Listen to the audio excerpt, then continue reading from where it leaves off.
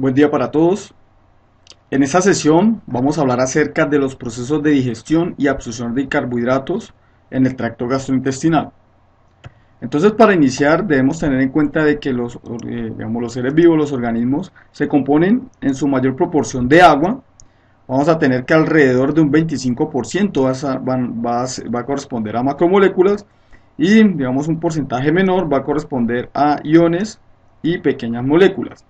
De este 25% de macromoléculas, entonces, digamos un poco más de la mitad, alrededor de un 60%, digamos de esta forma, mirando el gráfico, va a corresponder a proteínas. Tenemos otra proporción, digamos, relativamente grande, alrededor de un 25% de ácidos nucleicos.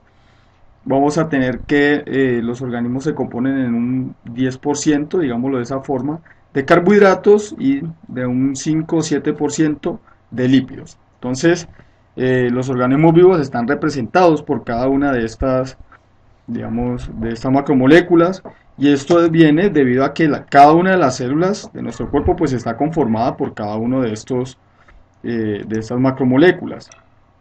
Entonces vamos a tener que material genético pues contiene DNA, también vamos a observar RNA, ¿cierto? Por ejemplo los ribosomas, vamos a observar los lípidos en la membrana celular, ¿sí? Los lípidos. Vamos a observar que en esa membrana entonces van a haber proteínas insertadas allí, ¿sí? Hay proteínas, digamos, formando el citoesqueleto de las células, ¿sí? En este caso, que es una célula vegetal, pues vamos a observar, por ejemplo, la pared celular, que viene a ser un carbohidrato.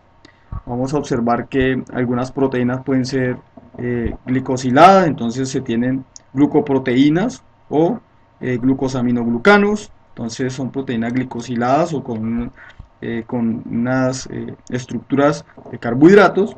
Y entonces aquí podemos observar todas las diferentes eh, macromoléculas que hacen parte entonces en una célula. En este caso pues es una célula vegetal, pero podemos observar una cuestión similar en una célula animal, a excepción pues de la pared celular, también de los granos de almidón y los cloroplastos. ¿No? Eso es una diferencia fundamental. Entonces digamos en este caso a hablar de la digestión, de los procesos de digestión y absorción de los carbohidratos. Entonces, ¿qué tenemos con respecto a los carbohidratos? Los carbohidratos entonces son básicamente sustancias que son formadas por la combinación de carbono y agua, ¿sí? Importante aquí es que esa combinación implica una relación 1 a 1 del carbono y el agua. La fórmula general viene a ser esta que está aquí indicada. Tenemos el carbono, el agua, digamos en relación 1 a 1, donde este número pues viene a ser 3, 4, 5, 6 o más. Vamos a observar que los carbohidratos más simples se denominan monosacáridos, son los azúcares más simples. Y cuando se combinan, por ejemplo, dos monosacáridos, entonces vamos a formar disacáridos. Si se combinan más de dos, entonces vamos a formar polisacáridos. Y se ha descrito de que estos son la fuente primaria de energía química para, digamos, en este caso, el hombre. Entonces estos carbohidratos se han clasificado en tres principales: los monosacáridos, entonces pueden ser la ribosa, glucosa, fructosa, contienen una sola molécula de azúcar. Podemos tener los disacáridos, entonces es la unión, por ejemplo, de dos azúcares. Entonces podemos tener la sacarosa, que es el azúcar de caña, la maltosa, que es el azúcar de la malta, y la lactosa, que es el azúcar de la leche. Y también tenemos los polisacáridos, que básicamente corresponde a la unión de más de dos monosacáridos. Entonces tenemos la celulosa, el almidón, el glucógeno, ¿sí? Contiene muchas moléculas de azúcar unidas entre sí. Entonces, entre los monosacáridos tenemos las hexosas. Por ejemplo, en este caso vamos a tener digamos como exponente principal la glucosa, en general la D-glucosa, que pues puede tener diferentes conformaciones, ¿no? Puede tener diferentes conformaciones. Observamos acá, digamos como una D-glucofuranosa, una D-glucopiranosa, ¿sí? En donde la más común es esta, que observamos aquí. Esta es un poco más rara. Y podemos tener también la manosa, la galactosa. Estos monosacáridos, entonces, como mencionamos anteriormente, se pueden combinar para formar los disacáridos. Entonces acá tenemos, en este caso, la sacarosa conformada por fructosa y conformada por glucosa. Vamos a tener por otra parte, este es el azúcar normal de mesa, vamos a tener la maltosa. Entonces la maltosa es un disacárido formado por la unión de dos moléculas de glucosa. Y también vamos a tener por otra parte la lactosa, que está conformado por una glucosa y una galactosa. Este básicamente viene a ser el azúcar de la leche. Entonces los disacáridos, en general los polisacáridos, se forman mediante la formación, los podemos encontrar, o se forman gracias a que se produce un enlace glucosídico entre los diferentes monosacáridos, dependiendo de cuál estemos hablando. En este caso, digamos aquí el azúcar de la leche, ¿cierto? Tiene un tipo de enlace acá, mientras que en este caso la sacarosa tiene otro tipo de enlace. Entonces el enlace va a ser diferente dependiendo del carbohidrato que estemos hablando, pero en general entonces todos se denominan enlaces o glucosídicos. Ya mirando los carbohidratos, digamos, con más monosacáridos, entonces estos se denominan los polisacáridos o carbohidratos complejos.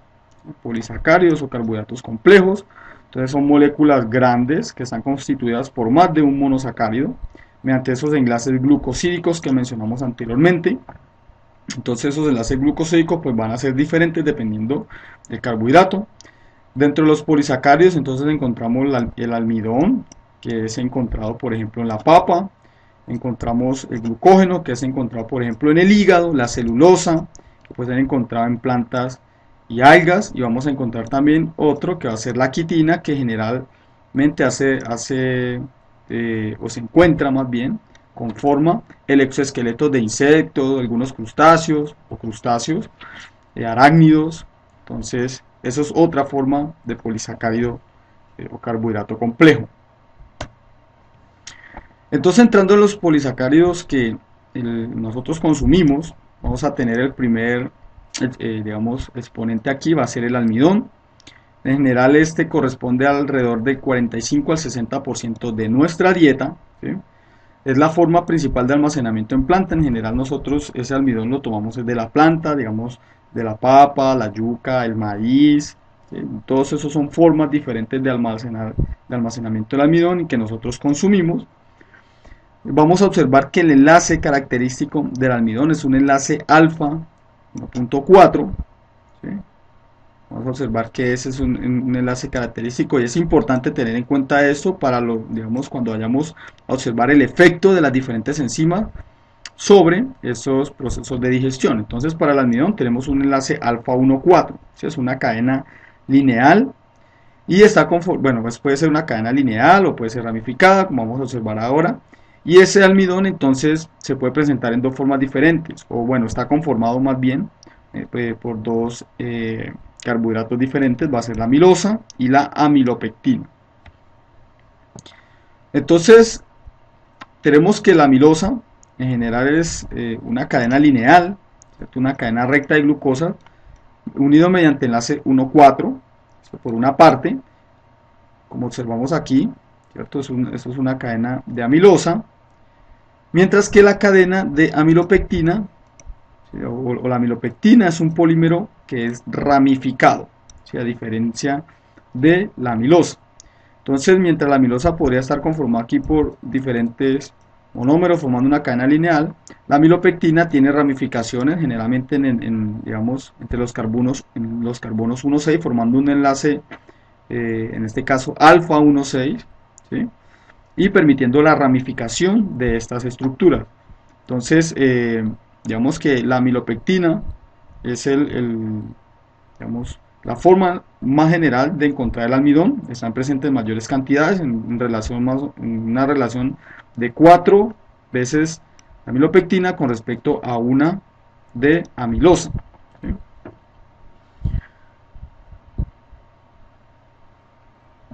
Otra forma en la que nosotros podemos observar estos polisacáridos pues va a ser el glucógeno.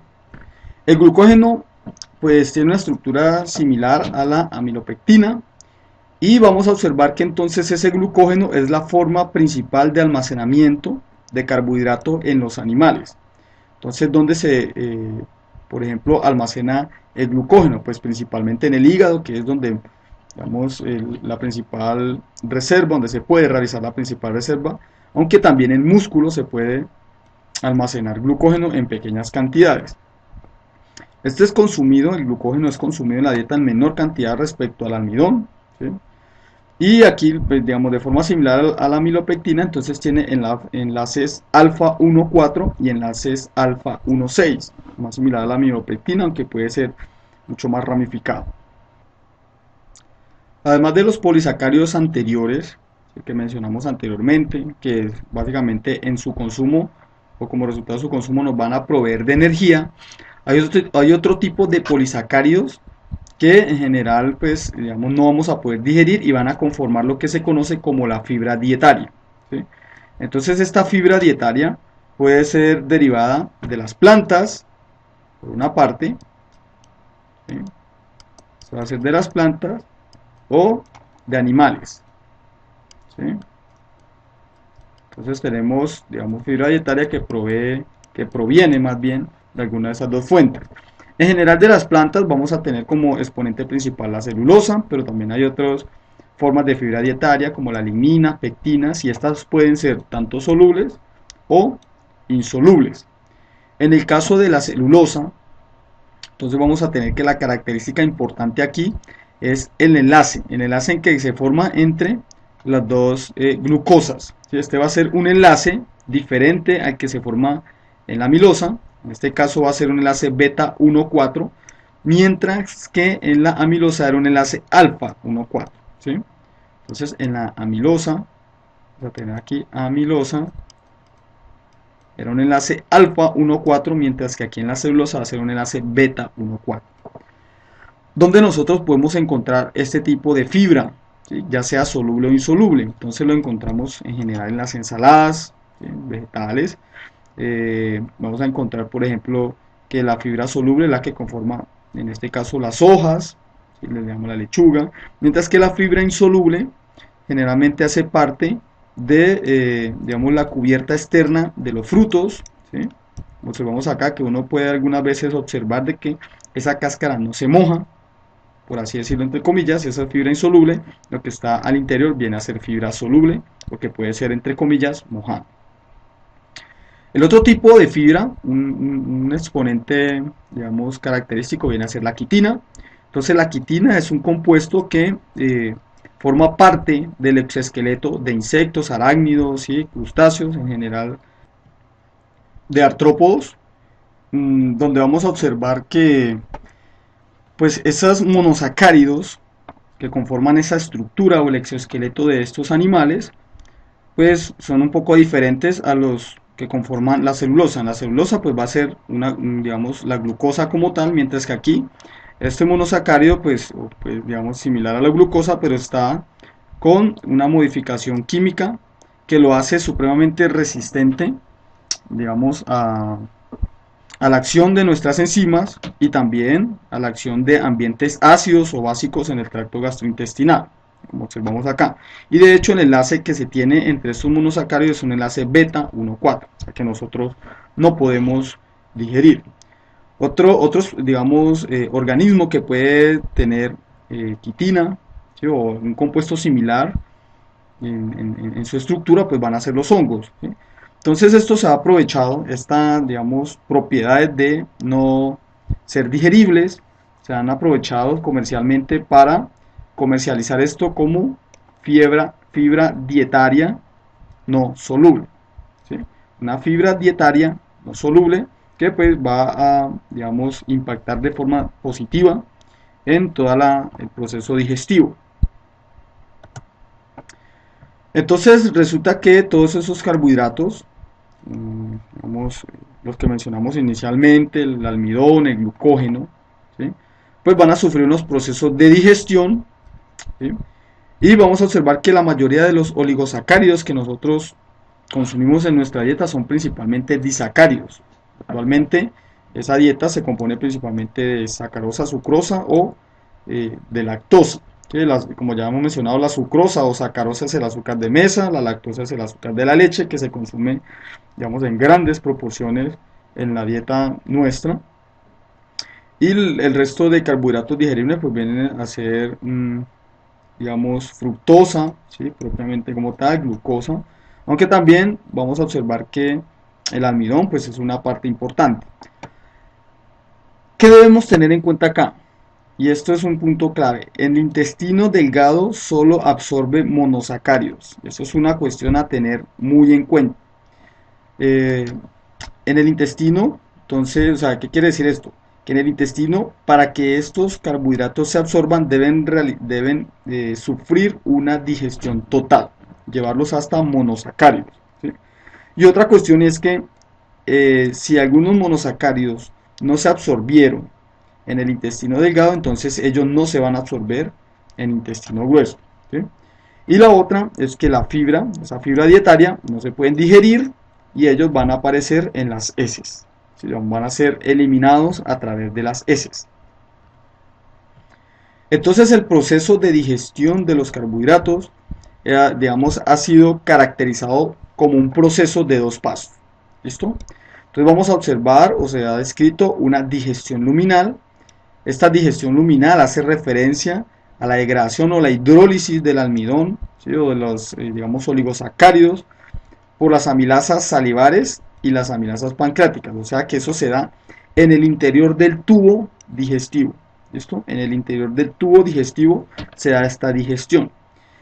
El otro paso, el otro proceso se denomina digestión en membrana, ¿sí? Entonces esta digestión en membrana implica la digestión que realizan algunas, digamos, enzimas, ¿sí? Unas oligosacaridasas que están ancladas a la membrana plasmática de algunos enterocitos en el intestino delgado, ¿sí? Entonces, estas oligosacaridasas son las que finalmente van a producir o van a generar los monosacáridos que van a ser absorbidos por esos mismos enterocitos o por otros tipos de células en el tubo digestivo. Entonces, estas sacaridasas, ¿sí? Oligosacaridasas o disacaridasas se denominan disacaridasas del borde en cepillo. Entonces, con respecto a la digestión luminal que tenemos, entonces, como se ha mencionado previamente, esas células acinares, tanto salivares como pancreáticas, ¿sí? Digamos, pueden secretar alfamilasas, que son unas enzimas que pueden degradar los enlaces alfa 1,4 de la amilosa, ¿sí? Pero ¿qué características tiene esta alfamilasa? Entonces, como en general es una endoenzima, ¿sí? ¿Qué quiere decir una endoenzima? Que ella no es capaz de degradar los enlaces, digamos, en este punto, o sea, esos son enlaces terminales, pueden degradar enlaces que están al interior, por eso se llama endoenzima interno, enlaces que estén internos al polisacárido, ¿sí? O sea, que no es un enlace terminal. Pero ¿qué vamos a tener aquí? Entonces, ella no hidroliza esos enlaces alfa 1,4 terminales y tampoco es capaz de hidrolizar los enlaces 1,6, no son capaces de hidrolizarlo de, digamos, la amilopectina, ¿sí?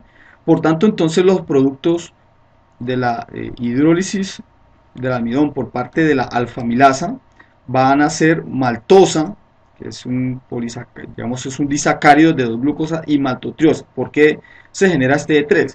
Entonces supongamos que esta alfamilasa inicia su proceso de digestión, digamos que este es uno de 5, lo inicia aquí, entonces apenas se genera el D3, resulta que esto enlace que está aquí viene a ser un enlace externo y este también viene a ser un enlace externo, por tanto la alfamilasa no lo puede digerir y se genera el otro producto que va a ser el disacario y aquí la alfamilasa no puede realizar el proceso de digestión generando maltotriosa y maltasa.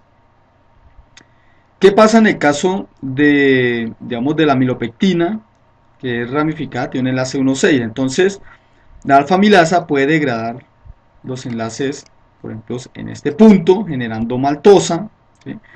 Esto que tenemos aquí ya no lo puede digerir más. ¿Por qué? Porque este vendría a ser un enlace terminal y este enlace que está aquí está unido justo a digamos, a esta glucosa que hace parte del enlace 1,6. La enzima no reconoce este enlace. En este punto, entonces, digamos, puede hacer digestión, ¿sí? En esta región, ¿cierto? Entonces generando otra vez una maltosa, puede generar entonces maltosa, ¿cierto?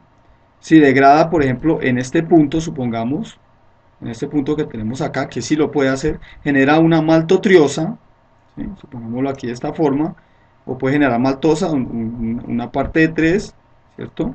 Otra de 2, puede generar maltosa, maltotriosa, y este complejo que tenemos aquí, que contiene el enlace 1,6, se denomina destrina de límite alfa. Digamos que este producto de la digestión luminal debe ser, digamos, degradado por las enzimas que van a estar en membrana, digamos, plasmática, ¿sí? Son los sustratos de esa digestión en membrana. Entonces tengamos en cuenta acá que esos productos de la hidrólisis, ¿cierto?, del almidón van a ser maltosa, maltotriosa y destrina de límite alfa. Y recordemos que estos productos no pueden ser absorbidos por el intestino delgado, ¿sí? No pueden ser absorbidos por el intestino delgado, él solo absorbe monosacáridos. Entonces, una vez se tienen esos productos digamos, de la digestión luminal, pues pasamos a la digestión de membrana. En esta digestión de membrana, entonces, se debe tener en cuenta que en el intestino delgado hay 3 oligosacaridasas, ¿sí? Una de estas es la lactasa, es esta que tenemos acá. Otra va a ser la maltasa, que también se conoce como glucoamilasa, sería esta que tenemos acá. Y la otra, digamos, oligosacaridasa básicamente es un complejo, ¿sí? Es un complejo enzimático formado por 2 enzimas, que va a ser la sacarasa y la isomaltasa. Entonces el complejo se denomina sacarasa isomaltasa. Y vamos a observar que entonces la lactasa, ¿sí?, solo tiene un sustrato que va a ser en este caso la lactosa. Cuando entonces la lactasa actúa sobre la lactosa, me genera entonces por una parte glucosa y por otra parte galactosa, ¿sí? ¿Qué tenemos con respecto a la glucoamilasa? ¿Sí? La glucoamilasa o la maltasa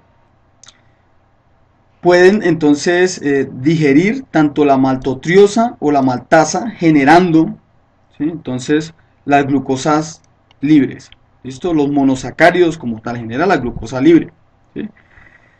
Por otra parte, entonces, digamos, la sacarasa isomaltasa tiene como sustrato, entonces, digamos, la sacarosa.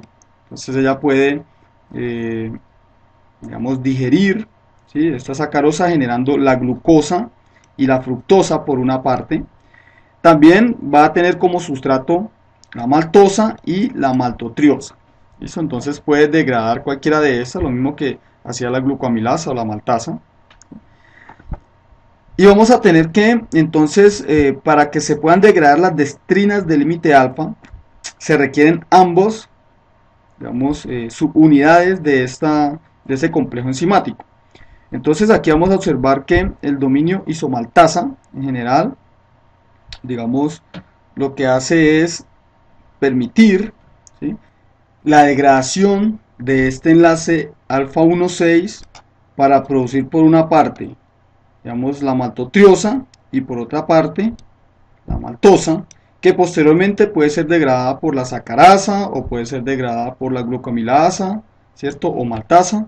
Y así de esta forma entonces se produce el proceso de digestión de estas destrinas de límite alfa, conllevando a la generación entonces de los monosacáridos más simples, que en este caso pues va a ser la glucosa.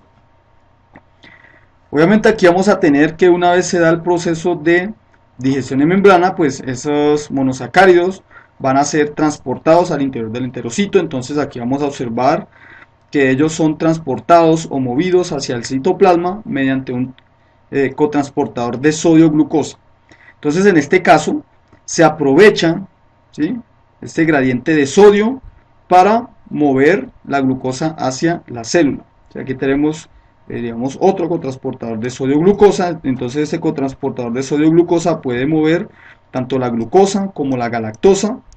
Además de este cotransportador de sodio-glucosa, aquí lo tenemos, siempre va a mover glucosa, y en este caso galactosa, vamos a tener un transportador de glucosa tipo 5. Este transportador de glucosa tipo 5 pues es, digamos, específico para el transporte de fructosa, ¿sí? Hay que tener en cuenta, ese es el único que es capaz de mover la fructosa hacia el citoplasma celular. ¿Qué tenemos aquí? Entonces, ¿cómo son esos mecanismos de acción de las diferentes hidrolasas o esas oligosacaridasas de membrana? ¿Sí? Entonces vamos a observar aquí que la maltasa o la isomaltasa es capaz de, en general son, digamos exoenzimas. Entonces aquí degrada el enlace terminal generando un monosacárido libre y aquí un oligosacárido. La maltasa isomaltasa de nuevo puede degradar este enlace terminal. La isomaltasa del complejo sacarasa isomaltasa entonces es la única que puede degradar el enlace alfa 1,6, ¿sí? Es la única que puede degradar ese enlace.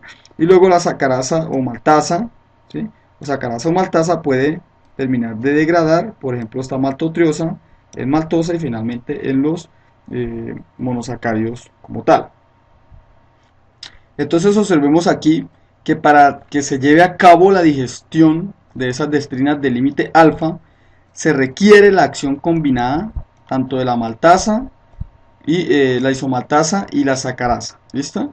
Entonces, siempre teniendo en cuenta que la isomaltasa es la única enzima que puede hidrolizar los enlaces alfa 1,6 de esas destrinas de límite alfa. ¿Sí? Entonces, ¿qué tenemos con respecto a estas, digamos, a estas características de digestión de membrana? Entonces, que estas oligosacaridasas, ¿sí? Básicamente pueden ser afectadas por la dieta, por diferentes factores de la dieta. La actividad de la lactasa, por ejemplo, se ha descrito que digamos, en las personas afrodescendientes o no blancos disminuye después del destete. Se ha observado que, digamos, la sacarosa o sucrosa aumenta la regulación de la sucrasa o la sacarasa, mientras que el ayuno disminuye su regulación. La actividad de la lactasa, por otra parte, es susceptible al daño de los enterocitos. Pues si hay alguna intoxicación con alguna sustancia que produzca la muerte o daño en esos enterocitos, entonces esa actividad de la lactasa, o sea, la digestión de la lactosa, es más demorada en su recuperación, ¿sí? Y por otra parte, entonces se tiene que esa actividad de la lactasa reducida, pues conlleva a intolerancia a la lactosa y la generación de gases. ¿Cómo se ha descrito entonces esa deficiencia en la actividad de la lactasa? Entonces vamos a observar aquí lo que sucede en una persona normal, supongámoslo así, en una actividad normal, ¿cierto? ¿Qué sucede aquí? Entonces se puede observar cómo es la actividad de la lactasa respecto a la lactosa ingerida, comparándola con, digamos, la glucosa que se ingiere, cómo es cómo es esa aparición digamos, de los productos de digestión de la lactasa en el plasma sanguíneo. Entonces aquí se observa que cuando la glucosa, que es la curva roja, ¿cierto? Digamos, se ingiere, ¿cierto? Entonces los niveles de glucosa se elevan en el plasma sanguíneo. Cuando la actividad de la lactasa es normal, entonces se digiere lactosa, se produce la digestión y los niveles entonces de glucosa también se elevan, ¿sí? Siguiendo el patrón similar, debido a que se está absorbiendo la glucosa producto de esa, digamos, lactosa, ¿sí? Pues vamos a tener allí también la galactosa, estos dos azúcares. Entonces sigue un patrón similar. ¿Qué sucede con respecto al, digamos, esto es digamos, el hidrógeno que se excreta a través de los pulmones cuando se ingiere glucosa? Entonces va a ser ligeramente menor, y cuando se ingiere lactosa, pues ligeramente mayor, pero siguiendo un patrón similar, ¿sí? Digamos, esta es la actividad normal en este caso. ¿Qué sucede cuando hay deficiencia en la actividad de la lactasa o cuando hay déficit de la tasa? Entonces, si se compara contra un patrón de glucosa ingerida, se observa que esa lactosa que fue ingerida pues no va a ser digerida, por tanto no va a producir la glucosa ni la galactosa libre. Por tanto, ese incremento de glucosa en plasma va a ser muchísimo menor respecto a la glucosa ingerida, digamos, como tal, como comparación. Y entonces esta lactosa que no es ingerida pasa a intestino grueso, y las bacterias colónicas lo que van a hacer es metabolizar esa lactosa, produciendo entonces gases, sobre todo hidrógeno. Ese hidrógeno entonces puede difundir hacia los capilares sanguíneos allí en el intestino y pasan a circulación y luego es ser expelido por el aliento, digamos a través de la respiración y también pues generando gases, ¿sí? Generando unos gases pueden generar también en algunos momentos inflamación a nivel intestinal. Entonces aquí se observa cómo una degradación o una digestión inadecuada de la lactosa puede incrementar la excreción de hidrógeno a través del aliento. ¿Cómo es el proceso de absorción de carbohidratos? Entonces, esa absorción de carbohidratos, aunque ya mencionamos algunas de las moléculas, ¿sí?, de las proteínas implicadas en el proceso de absorción, pues debemos tener en cuenta que esa absorción se da en mayor medida en el duodeno, hemos seguido de lo que sucede en el yeyuno y finalmente en lo que sucede en el ilio. Recordemos que en intestino grueso no se produce absorción de carbohidratos, ¿sí? Allí no se produce absorción de carbohidratos. Y esa absorción de carbohidratos entonces puede está acoplada, entonces por una parte a la absorción de sodio, ¿sí? Entonces esto es un cotransporte, esto es un cotransportador de sodio-glucosa, ¿sí?, que transporta dos moléculas de sodio por una de glucosa o una de galactosa, el azúcar de la leche. Y vamos a tener que el otro transportador que está en membrana apical va a ser el transportador de glucosa tipo 5 que transporta la glucosa al citoplasma del enterocito, ¿sí? ¿Qué sucede? Resulta que en membrana vasolateral pues hay otros transportadores de glucosa, ¿sí?, unos constitutivos, los transportadores de glucosa tipo 2, que van a permitir entonces que esta glucosa pasen al espacio intersticial y posteriormente al torrente sanguíneo para ser llevados entonces a las diferentes células en el cuerpo. Entonces, resumiendo acá, vamos a observar que la digestión de los carbohidratos se da en dos pasos, ¿sí? Hay una digestión luminal, entonces en esta digestión luminal estos carbohidratos, puede ser almidón o puede ser glucógeno, va a ser inicialmente digerido por la alfa-amilasa, que es capaz de romper enlaces internos, ¿sí?, tanto de la amilosa como la amilopectina, produciendo al final por una parte maltotriosa, puede producir maltosa y también destrinas de límite alfa, ¿sí?, teniendo, digamos, en el caso de la amilopectina. Estos productos de digestión luminal van a ser los sustratos de la digestión de membrana, ¿sí?, en borde de cepillo, en la cual van a participar unas oligosacaridasas que están ancladas en esa membrana, produciendo finalmente, a partir, por ejemplo, de los disacáridos, el trisacárido o las destrinas de límite alfa, los azúcares libres, en el caso de la lactosa, produciendo galactosa y glucosa, en el caso de maltotriosa y maltosa, entonces generando glucosa libre, ¿sí?, y en el caso de las destrinas de límite alfa, ¿sí?, produciendo maltosa, maltotriosa, que finalmente van a ser también digeridas en, digamos, glucosa libre. Y aquí también tenemos entonces la sacarosa, que va a ser digerida en la fructosa y en la glucosa.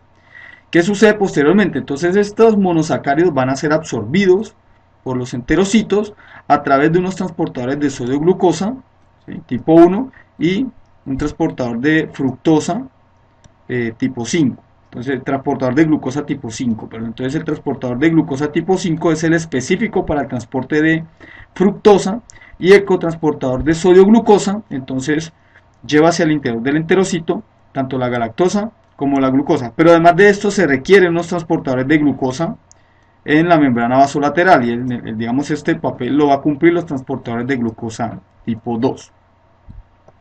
Esto entonces también para verlo, digamos, de una forma anatómica, entonces la digestión de membrana se va a dar en el lumen, ¿cierto?, del tracto digestivo, iniciando desde la boca por las alfa-amilasas salivales.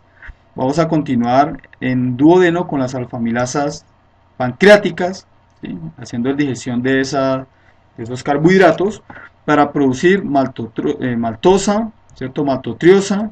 Se puede producir por otra parte, se puede tener la sacarosa, se puede tener la lactosa, las destrinas de límite alfa, que mediados por estas, digamos, enzimas de membrana, pues van a producir finalmente los monosacáridos libres, ¿sí?, que van a ser absorbidos por estas celulitas por esos enterocitos y llevados hacia la circulación sanguínea. Entonces, con esto terminamos esta sesión de digestión y absorción de carbohidratos. Muchas gracias.